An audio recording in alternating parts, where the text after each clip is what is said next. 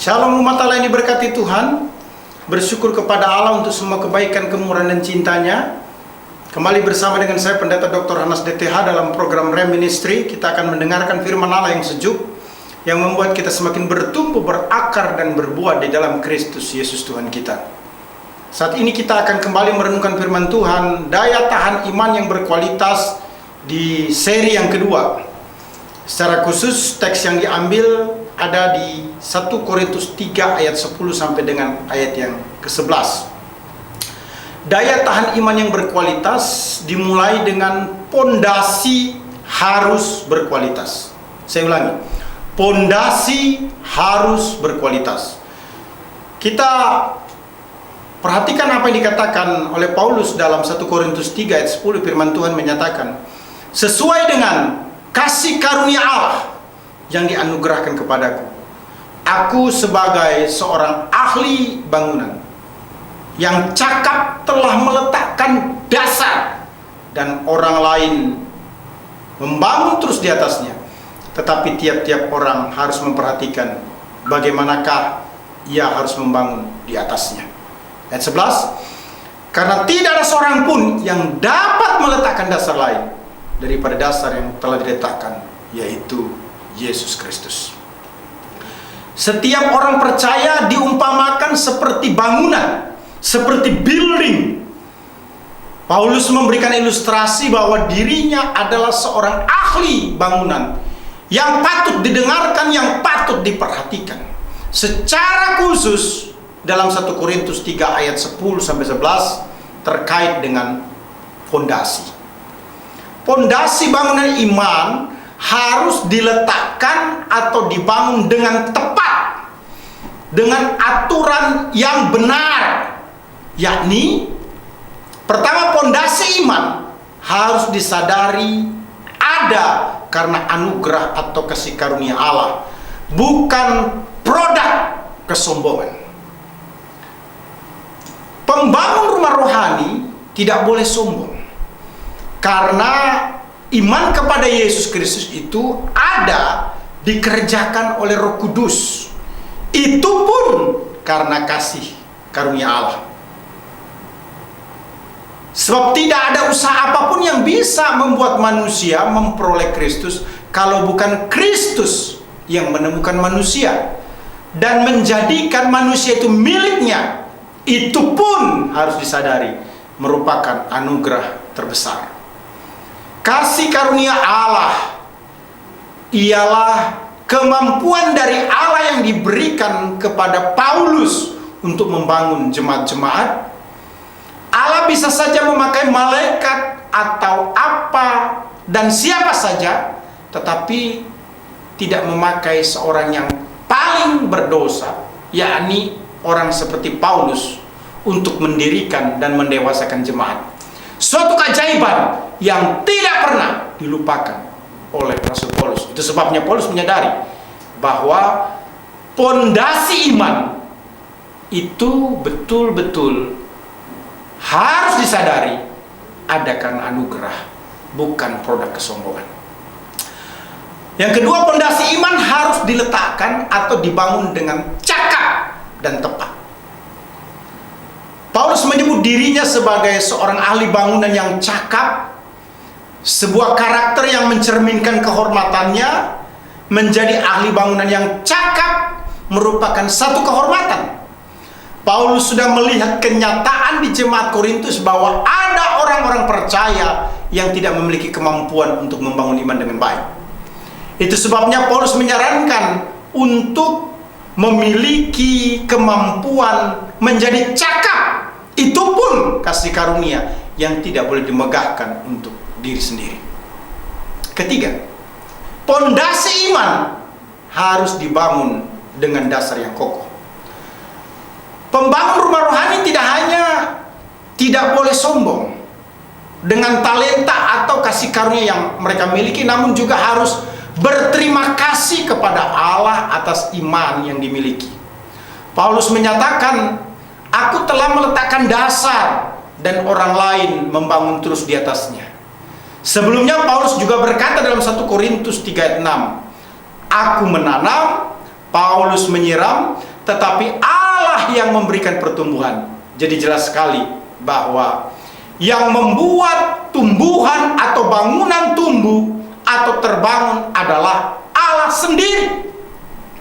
Paulus sebagai rasul menjadi bapa bagi jemaat Korintus sebagaimana dijelaskan dalam 1 Korintus 4 ayat 15. Sebab sekalipun kamu mempunyai beribu-ribu pendidik dalam Kristus, kamu tidak mempunyai banyak bapa, karena akulah yang dalam Kristus Yesus telah menjadi bapamu, atau Injil yang kuberitakan kepadamu. Paulus menyatakan bahwa jemaat Korintus mungkin memiliki pembimbing selain dirinya, namun mereka tidak mempunyai banyak bapa selain Paulus. Artinya, Paulus sebagai rasul tidak ingin kehilangan kehormatan yang menjadi haknya sebagai bapa rohani. Bangunan yang kokoh bukanlah bangunan yang rapuh. Ini peringatan yang sangat penting bagi jemaat Korintus.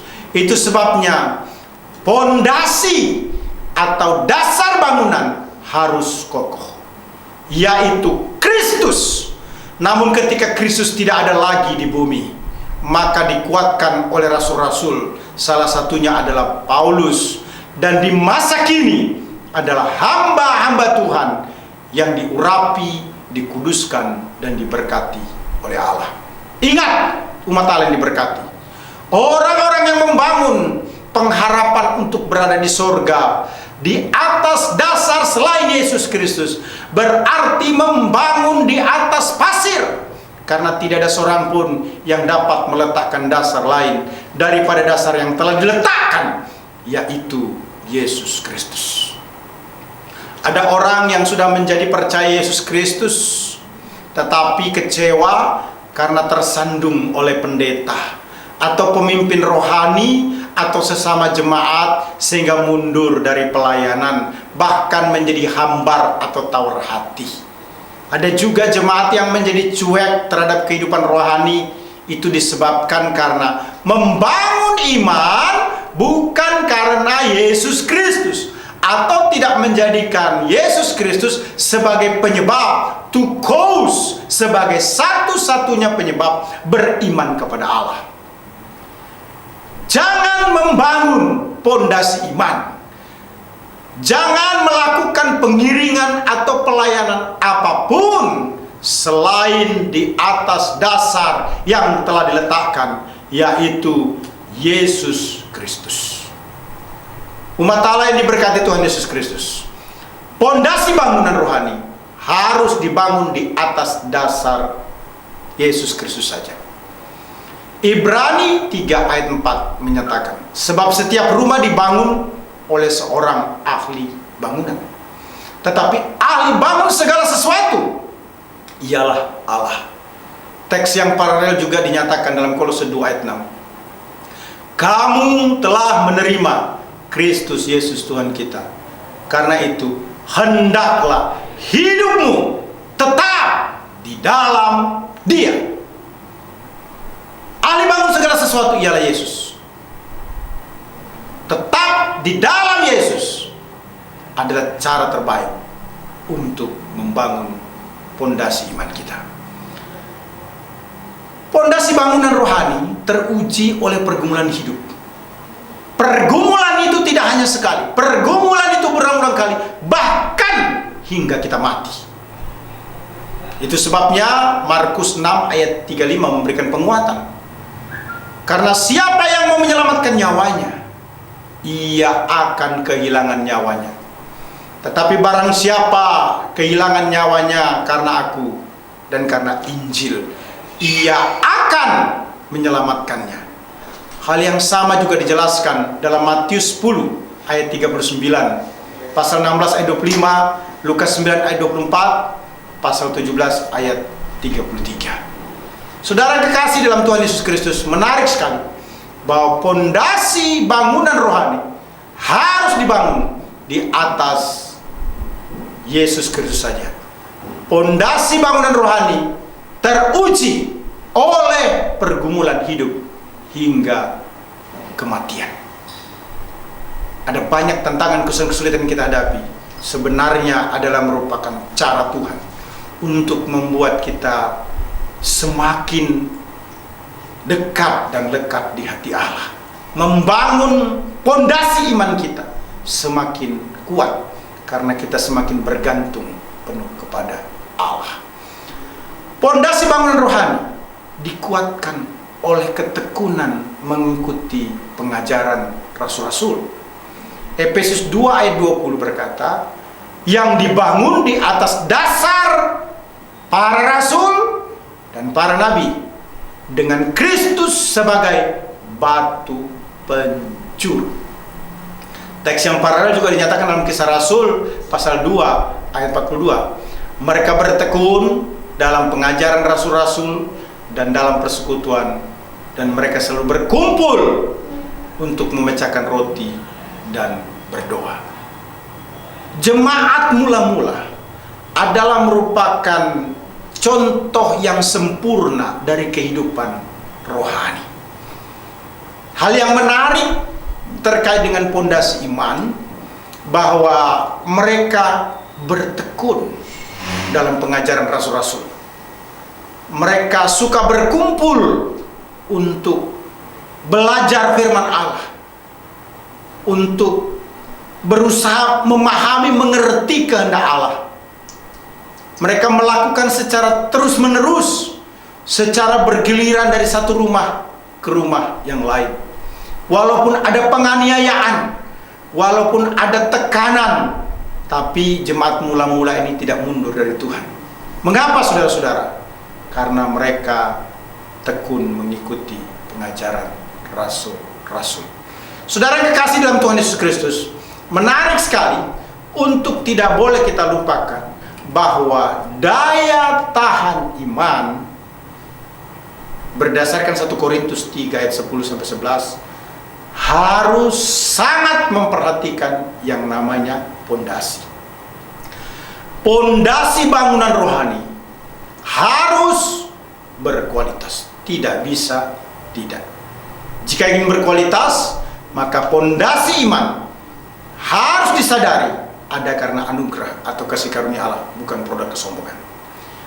Orang bertemu Tuhan Yesus, menerima Yesus secara pribadi, itu karena anugerah yang tidak bisa dilakukan oleh manusia kalau bukan Roh Kudus yang menjamah, yang menggerakkan orang itu untuk menerima Yesus secara pribadi. Pondasi iman harus diletakkan, dibangun dengan cakap atau tepat. Artinya, jangan lupa bahwa tidak ada cara yang lain yang lebih baik kecuali membangun di atas dasar yang sudah diletakkan. Dalam hal ini Paulus berkata, aku telah meletakkan dasar dan orang lain turun membangun di atasnya. Pondasi iman harus dibangun dengan kokoh. Bagaimana caranya supaya menjadi kokoh?